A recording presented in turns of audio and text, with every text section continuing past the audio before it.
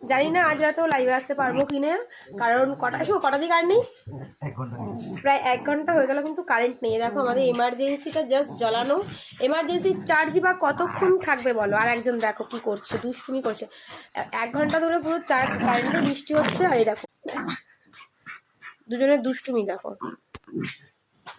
আমি কিন্তু তোর ফেস দেখাচ্ছি না। আমি তিতললো বাবা, তিতললো।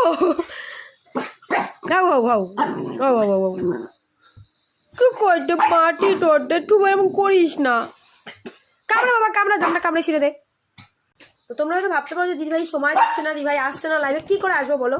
1 ঘন্টা ধরে অলরেডি কারেন্ট নেই, তার মধ্যে এমার্জেন্সি চার্জ বা কতক্ষণ থাকবে। বাইরের অবস্থা দেখো, আমাদের বাইরেটা দেখাই চলো।